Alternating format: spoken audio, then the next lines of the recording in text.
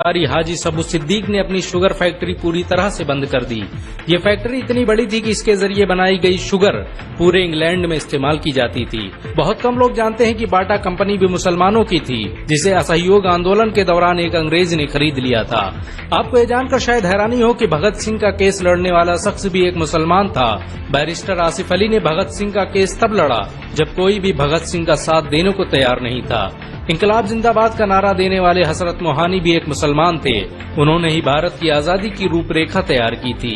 इतिहासकारों के मुताबिक 1857 में होने वाले विद्रोह में 50,000 उलमाओं को फांसी दी गई और लाखों मुसलमान सरेआम कत्ल कर दिए गए। 1857 में दिल्ली से लेकर कलकत्ता की रोड पर ऐसा कोई पेड़ नहीं था जिस पर मुस्लिम उलमाओं की लाशें न टंगी हो। मुसलमानों ने ही भारत की आजादी के लिए पहली जंग लड़ी। मैसूर के सुल्तान हैदर अली और उसके बेटी टीपू भारत की आजादी के लिए शहीद होने वाले पहले शासक थे। मशहूर क्रांतिकारी अशफाकुल्लाह खान सबसे कम उम्र में फांसी पाने वाले भारत के पहले व्यक्ति थे।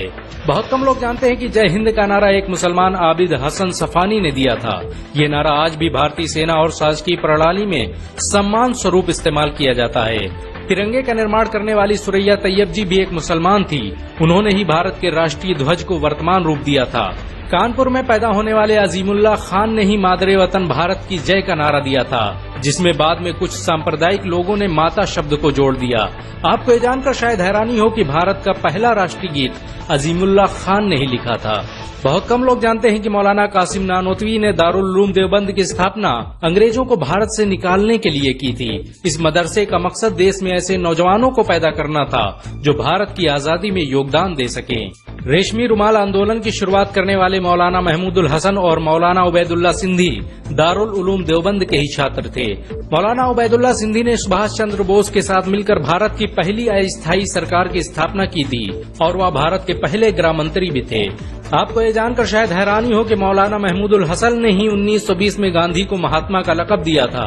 उनका ये नाम इतना मशहूर हुआ कि पूरी दुनिया में गांधी महात्मा गांधी के नाम से जाने जाने लगे।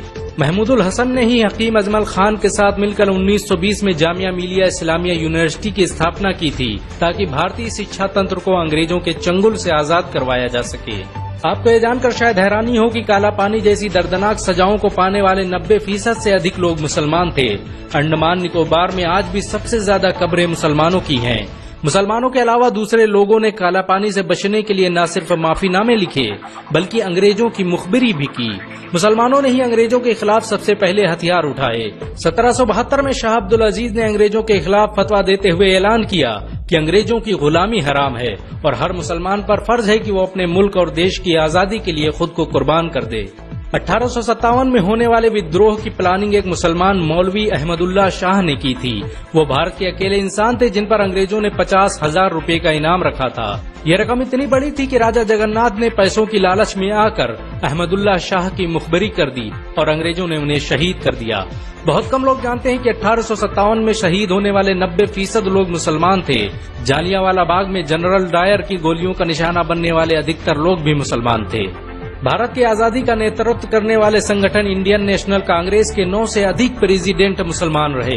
गांधी जी ने अफ्रीका में जहां वकालत की पढ़ाई की, वो कॉलेज भी एक भारतीय मुसलमान का था और वह जब भारत में आए तो उन्होंने आजादी के लिए अली ब्रदर्स के साथ काम करना शुरू किया, जो कि मुसलमान थे। बहुत कम लोग जानते हैं कि 1921 में केरल के मुसलमानों द्वारा अंग्रेजों के खिलाफ लड़ी गई जंग में 3000 से अधिक मुसलमान शहीद हुए थे और 50,000 मुसलमानों के जेल में कैद कर दिया गया था। ये आंदोलन मोपला मुस्लिम आंदोलन के नाम से जाना जाता है। 1942 में शुरू हुए भारत छोड़ो आंदोलन की रूपरेखा मौलाना अबुल कलाम आजाद ने तैयार की थी। संविधान निर्माता डॉक्टर भीमराव अम्बेडकर को पहचान दिलाने में मुसलमानों का बड़ा योगदान रहा है। 1946 में जब भीमराव अम्बेडकर दलित होने की वजह से इलेक्शन हार गए तो बंगाल मुस्लिम लीग ने उन्हें मुस्लिम इलाके से इलेक्शन लड़ने की दावत दी। इस तरह भीमराव अम्बेडकर संविधान सभा का हिस्सा बन सके। अगर मुसलमान भीमराव अम्बेडकर को इलेक्शन न जिताते तो उन्हें कभी भारत के संविधान को लिखने का मौका न मिलता। भारत की आजादी के लिए सबसे ज्यादा लेख, शायरी, गीत और किताबें मुसलमानों ने ही लिखी।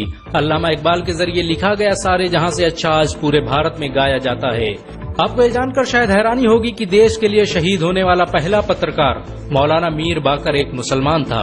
भारत की आजादी के लिए मुस्लिम राजाओं और महाराजाओं ने अपने खजाने खोल दिए। कोलकाता के हाजी उस्मान सईद ने अपना सब कुछ भारत की आजादी के लिए कुर्बान कर दिया। हाजी उस्मान की अमीरी का अंदाजा इसी बात से लगाया जा सकता है कि 1920 तक कोलकाता में बनने वाला हर स्कूल और हर बड़ी बिल्डिंग उन्हीं की थी। कोलकाता के पहले सुपर स्टोर कैश बाजार की बुनियाद हाजी सईद ने ही रखी थी, लेकिन बाद में उन्होंने अपनी सारी दौलत देश को दान कर दी और खुद एक किराए के घर में रहने लगे। अमीर हमजा और अब्दुल हबीब यूसुफ मरफानी जैसे मुसलमानों ने अपनी अरबों रुपये की संपत्ति देश की आजादी के लिए कुर्बान कर दी। सुभाष चंद्र बोस द्वारा अफगानिस्तान में स्थापित की गई सरकार में 9 में से 5 मंत्री मुसलमान थे। भारत की आजादी के लिए देश भर में मौजूद मस्जिदों को किलों की तरह इस्तेमाल किया गया। इन मस्जिदों में सुबह शाम हर वक्त भारत की आजादी के लिए ऐलान हुआ करते थे। आजादी के वक्त कोई मस्जिद ऐसी नहीं थी जिसकी दीवारों पर मुसलमानों का खून न लगा हो। इन सब के अलावा ऐसे करोड़ों मुसलमान हैं जिन्होंने भारत की आजादी और उसकी अस्मिता के लिए अपना सब कुछ कुर्बान कर दिया। सच तो ये है कि भारत की आजादी मुसलमानों के बगैर मुमकिन न थी। भारत आज भी आजादी के लिए मुसलमानों का एहसान